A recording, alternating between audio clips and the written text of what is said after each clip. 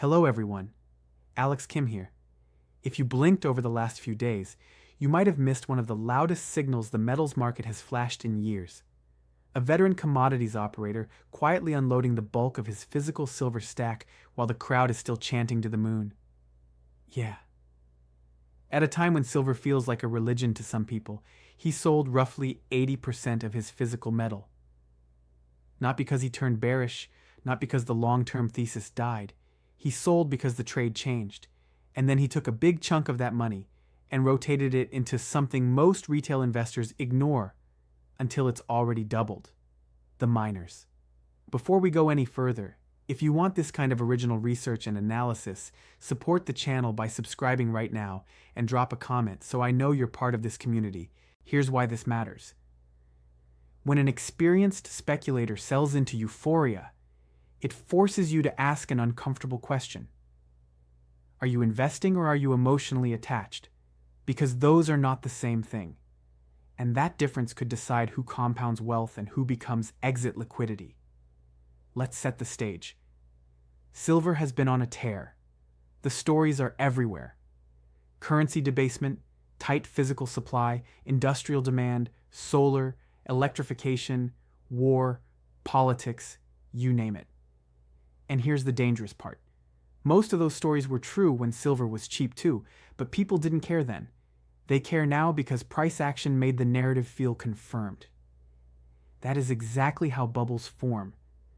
Not because the thesis is fake, but because the crowd discovers the thesis late, then mistakes momentum for certainty. So when someone who's been in these markets for decades says, "I trimmed hard," it's not automatically a prophecy of collapse. It's a reminder of discipline. He treated physical silver as a speculation bucket, not a sacred artifact. And when the reason he bought it originally was no longer present, he moved on. Here's the key idea you need to understand, and I'm going to say it in plain language. You don't have to predict the top to make a great decision.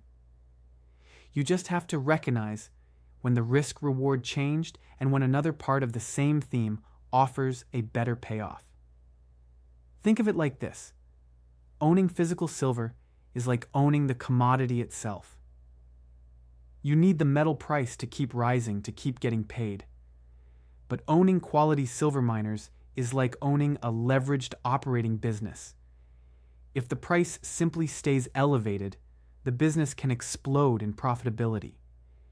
And if profitability explodes, valuations tend to follow. That's the entire rotation logic in one breath. But don't take that at face value. Let's unpack it. When analysts model mining companies, they rarely plug today's peak price into their spreadsheets. They tend to use conservative assumptions, especially after a big move. That means a lot of mining equities can still be priced as if silver is far lower than it is right now. In other words, the stock market might be living in a different silver universe than the physical market. So if silver holds anywhere near these levels, miners can deliver earning surprises without needing another parabolic spike in the metal. And earning surprises are rocket fuel, because the market hates being wrong. Now let's add a layer that most people miss. Mining profitability isn't linear. A small move in the metal price can cause a huge move in margins because costs don't scale the same way revenues do. Here's a simple example. If a producer's all-in cost to produce an ounce is, say, $25 and silver sells at $50, that's a $25 margin. If silver moves to $75, the margin becomes $50. The silver price went up 50%, but the margin doubled. And when margins double, free cash flow can do some insane things, especially if the company isn't drowning in debt. That is why miners can outperform even if silver doesn't repeat last year's performance. But here's the part that separates smart money from hype. Not all silver stocks are silver stocks. Some companies have the word silver on the share certificate and almost no silver in the ground. Others have projects so marginal that even at high prices, they can't build without dilution. And others are basically marketing vehicles that exist to sell hope, not ounces. So when you hear miners will outperform, You need to translate that into a small subset of quality producers, royalty streaming businesses, and credible developers could outperform while the junk gets exposed. Now let's talk about the psychology piece because this is the heart of the whole conversation. When markets run hard, people start defending the asset like it's their identity.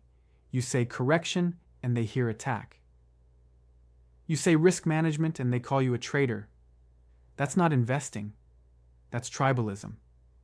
And when an asset becomes tribal, the correction becomes violent. Not because the thesis dies, but because weak hands bought for the wrong reason. History is ruthless on this point. Precious metals don't go up in straight lines. They surge, they collapse, they rebuild, they surge again. Even in the most explosive bull markets, there are brutal drawdowns that shake out the emotional crowd. This is why I respect disciplined trimming.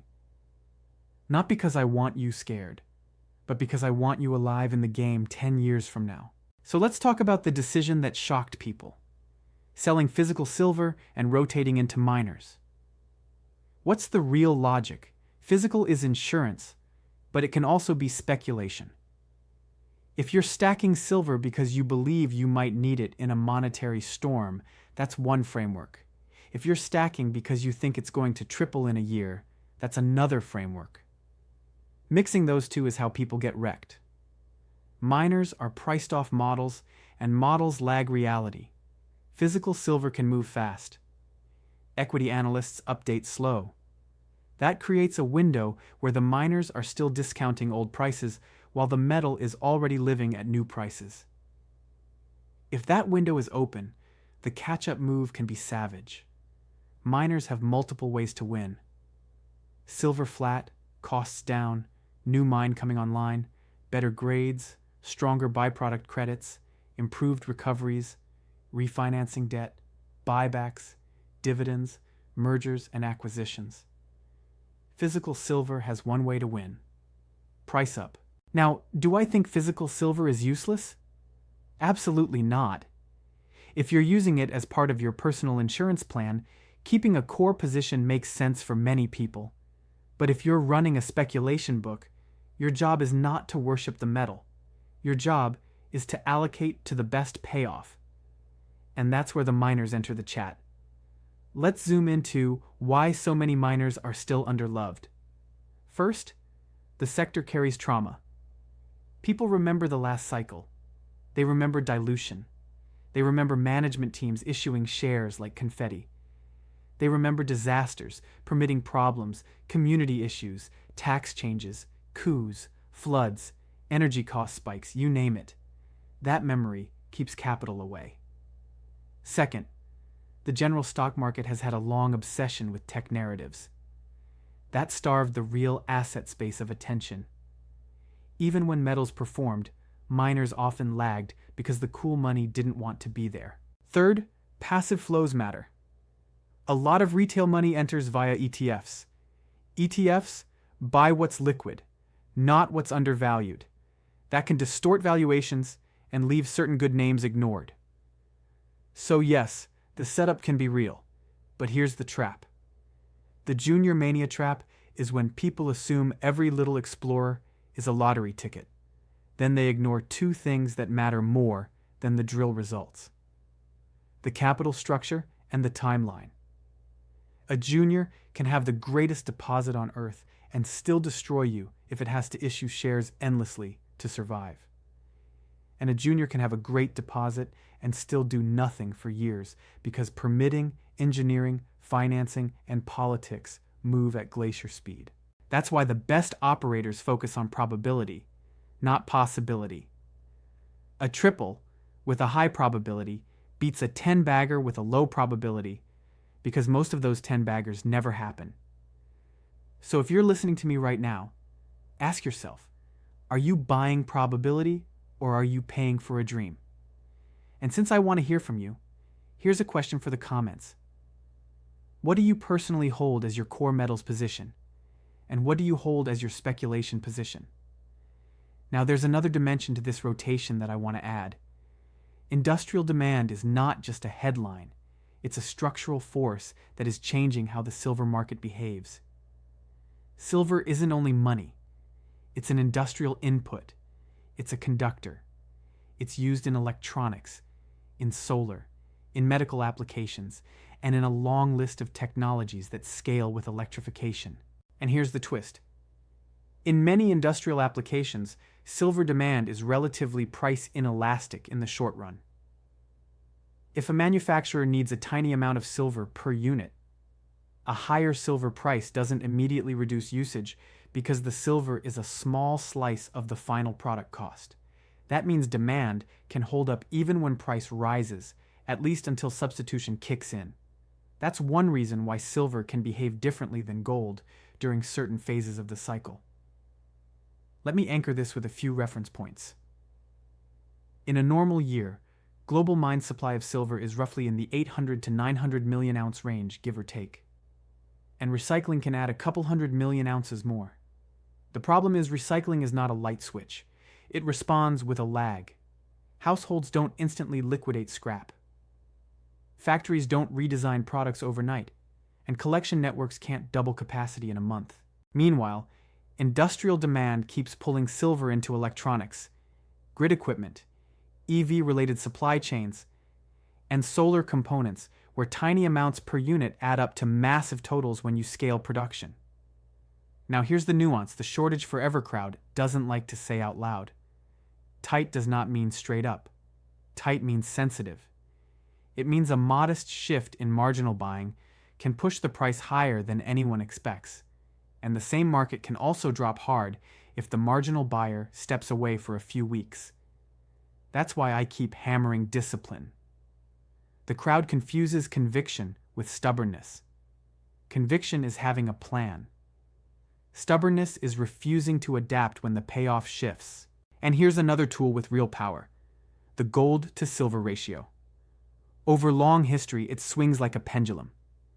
When it's high, silver is often cheap relative to gold. When it's low, silver is often expensive relative to gold. It doesn't predict tomorrow, but it tells you where you are in the cycle.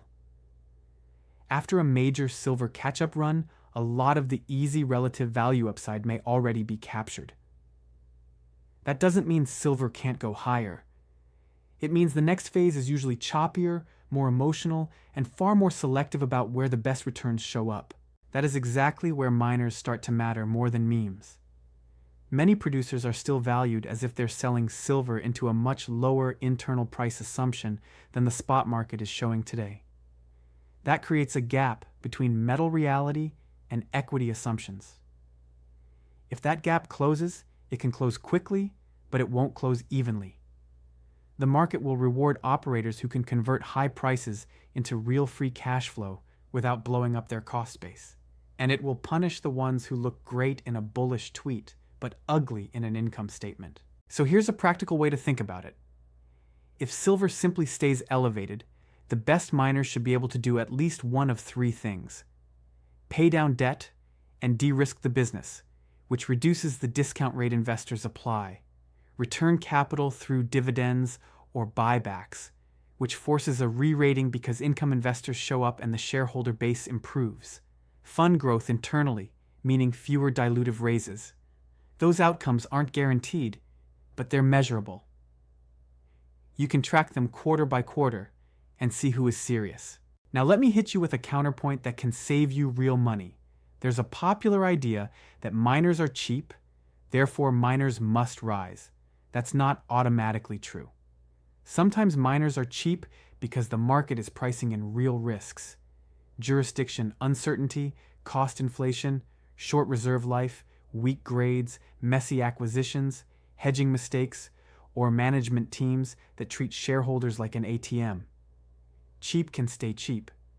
Cheap can get cheaper, and cheap can go to zero if the balance sheet is fragile. So don't confuse a low price with a low risk. In the next correction, the miners that survive and come out stronger will be the ones with liquidity, not hype, not followers. Liquidity, cash, credit lines, low debt, and a cost structure that can breathe. When markets tighten, liquidity becomes oxygen. When oxygen runs out, It doesn't matter how good the story sounded during the run. And I want your take on this. If silver dropped 25% next month, would you buy more, or would you panic and sell? Be honest in the comments, because your answer tells you whether you're built for this sector or just visiting for the hype.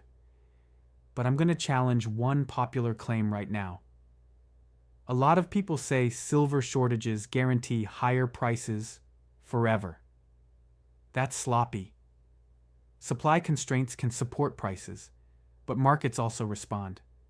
Higher prices incentivize recycling. Higher prices incentivize substitution. Higher prices incentivize new mines, even if it takes years. And in the real world, demand can also soften if the economy slows. So the smarter claim is silver may remain structurally tight, but the path will still be volatile. Tight markets don't eliminate drawdowns, they amplify them. Now let's talk gold, because the same veteran who trimmed silver did not declare war on gold. In fact, he leaned into the idea that gold is closer to insurance than speculation. That's a framing I agree with conceptually, even if you choose different allocations. Gold is the monetary metal. It's the one central banks still respect. It's the one that tends to show up when real yields go negative and confidence in paper promises drops.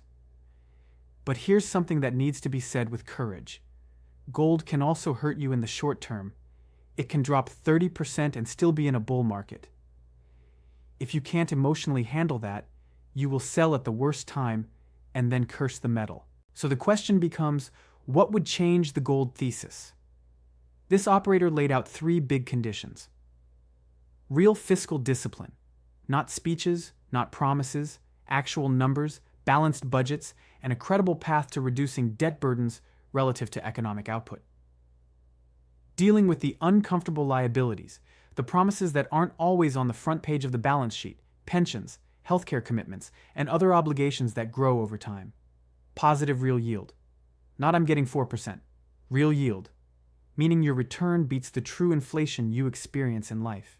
And that last part is where the debate gets hot, because inflation measurement is political. The numbers can say one thing while your grocery bill screams another. Housing costs, insurance, education, medical costs, energy, taxes. These are the lived inflation categories for most people. So if real yields remain negative for long stretches, gold tends to keep a bit under it because it's one of the few assets that historically retains purchasing power across monetary regimes. Now, I'm not telling you gold is magical. I'm telling you the incentives of the system matter. When real yields rise sharply, gold often suffers. That doesn't mean the long-term thesis is dead. It means the timing of the cycle shifted. In the early 1980s, aggressive rate hikes created a powerful real yield, and gold got punished. Later, when policy loosened again and debt grew, gold found its footing. The point is, policy regimes rotate. And if you're making long-term allocations, you have to expect regime shifts, not assume the present lasts forever. Now let's talk about something that surprised a lot of people: streaming and royalty businesses. Many investors only think in 2 buckets: physical metals and miners. But there's a third bucket that often behaves like a hybrid. Companies that fund mines in exchange for a share of production or revenue. Why does that matter? Because these businesses can gain exposure to metals upside with less operational risk than a single mine operator. They often have diversified portfolios, and they can recycle capital into new deals. But are they guaranteed winners? No. Valuation matters. Deal flow matters. Metal prices matter. Counterparty risk matters. Management discipline matters. Still, in an environment where large base metals projects need gigantic capital, streaming structures can re-emerge as a financing tool. And here's the fresh angle. Copper has become the quiet kingmaker for silver exposure. Many silver streams come as byproducts of large copper mines. If copper projects ramp, silver streams can expand. So you can end up with a silver thesis that is partially driven by the economics of copper financing. That's not obvious to most people, but it could matter going forward. Now I want to bring this back to silver. because that's the headline. The question isn't, is silver bullish? The question is, where is the best risk-adjusted expression of the silver theme right now? For some of you, it's physical. For others, it's large producers with real cash flow. For others, it's royalty structures. For others, it's a carefully selected basket of developers. But I'll say this. If your strategy is buy anything with silver in the name, you're not investing. You're gambling.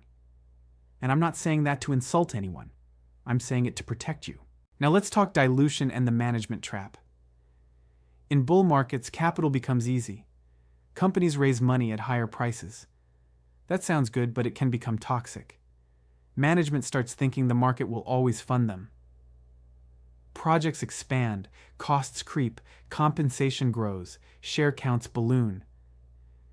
Then when the inevitable correction arrives, the market shuts and the companies that relied on constant financings implode. So if you want to survive this cycle, you need to treat share structure like oxygen. If the company is constantly issuing, your ownership gets thinner every quarter. The best operators either generate cash or they finance in a disciplined way that doesn't destroy the long-term owners.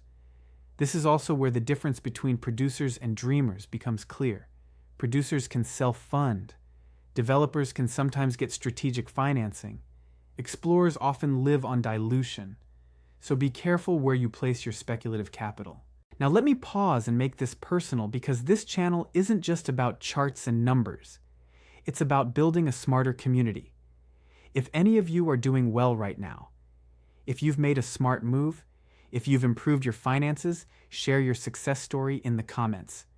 I want people reading this to feel like progress is possible and your story can lift someone else. Now let's get to the uncomfortable part. What could go wrong with the miners will outperform thesis. Cost inflation. Labor, energy, steel, chemicals all can rise. If costs rise faster than revenue, margins compress. Political risk, taxes, royalties, permitting, community opposition, nationalization threats, all can disrupt cash flows. Operational risk. Mines are complex, grades can disappoint, recoveries can slip, equipment can fail, accidents happen, weather happens, valuation risk. Even if a company is great, buying it after it's already priced for perfection can lead to years of dead money. So the rotation into miners is not a free launch. It's a different set of risks. That's why selection matters. Now let's talk about a practical framework you can use. When you look at a mining company, ask, do they produce real ounces today, or is it a story? What is their all-in cost, and how sensitive is it to energy? How much debt do they have, and when does it mature? Do they hedge their production, and how much upside are they giving away? What's the share count trend over 5 years? Do they have jurisdictional concentration risk? Do they have a pipeline of projects? Or are they a one-asset wonder? And most importantly, does management behave like owners or like promoters? If you do nothing else, just asking those questions will put you ahead of the crowd. Now here's a reality check. The most dangerous phase of a metals bull market is the middle. The phase where prices are high enough to create euphoria, but not high enough to complete the cycle. Because in that phase, retail feels invincible, and the market creates endless opportunities. That's where junk companies flourish. That's where scams multiply. That's where headlines become bait. And that's also where your discipline gets tested, because the easiest money in commodities is the money you make by not blowing yourself up. And now, here's a reality check for the coming months. If silver spends the next 12 months moving sideways, most people will discover whether they were investors or tourists. Sideways markets expose impatience faster than crashes do. If that hits home, drop a comment with your game plan, because discipline is the only real edge. Now let's tie the whole story together. The operators move, sell most physical silver, rotate into miners, was not a declaration that silver is dead. It was a declaration that he prefers the payoff profile of equities at this stage. He believes metals can go higher over the long haul, But he doesn't need to gamble on another immediate spike in the metal itself. He can get paid if silver simply stays elevated and the equities re-rate. That's a powerful idea. You can be bullish without being reckless. Now, do I expect straight line upside? No. I expect volatility. I expect at least one ugly correction in metals during the next couple of years. And I expect that correction will be the moment where the disciplined people buy and the emotional people swear off the sector. That's the cycle. So what should you do? You build a plan. You define your insurance allocation. That's the stuff you don't trade emotionally. You define your speculation allocation.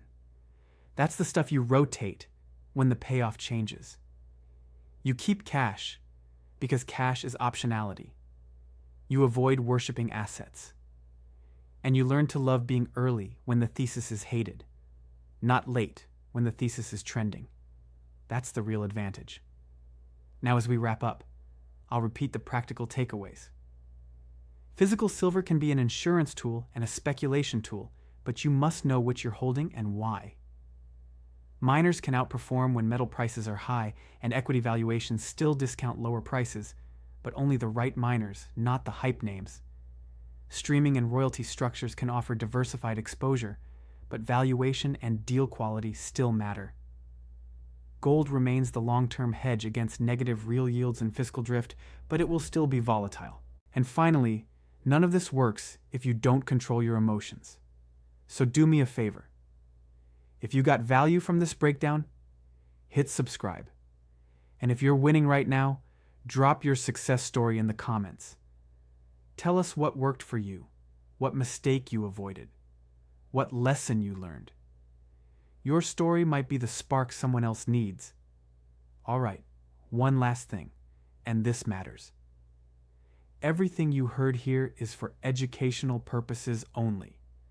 I'm sharing my personal opinions and general market commentary, not personalized financial advice. Always do your own research, consider your risk tolerance, and if needed, speak with a qualified professional before making investment decisions. Take care of yourselves. I'll see you in the next one.